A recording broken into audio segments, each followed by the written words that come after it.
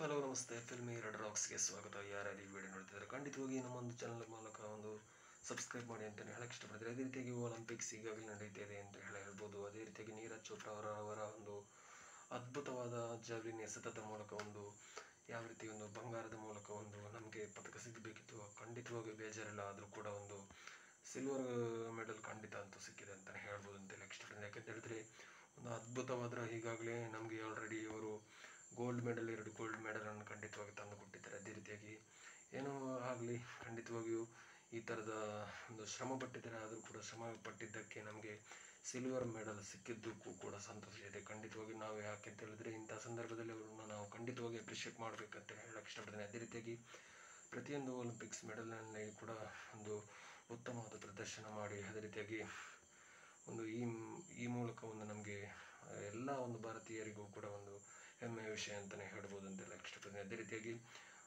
First prize ಅಂತೂ ಖಂಡಿತವಾಗಿಯೂ ಪಾಕಿಸ್ತಾನದ ಮೂಲಕ ನದೀಮ್ರವರಿಗೆ ಹೋಗಿದೆ ಅಂತಲೇ ಹೇಳ್ಬೋದು ಅಂತ ಹೇಳಕ್ಕೆ ಇಷ್ಟಪಡ್ತೀನಿ. ಅದೇ ರೀತಿಯಾಗಿ ನಮ್ಮ ಇಂಡಿಯಾ ಅಂತೂ ಯಾವತ್ತೂ ಬಿಟ್ಟು ಕೊಡೋ ಮಾತೇ ಇಲ್ಲ ಅಂತಲೇ ಹೇಳ್ಬೋದು ಅಂತ ಹೇಳಕ್ಕೆ ಇಷ್ಟಪಡ್ತೀನಿ. ಏನೇ ಆಗಲಿ, ಇನ್ನಷ್ಟು ಪದಕ ಬರಲಿ ಅಂತ ನಾವು ಕೂಡ ನಮ್ಮ ಕಡೆಯಿಂದ ಕೂಡ ಖಂಡಿತವಾಗಿ ಆಶಿಸೋಣ.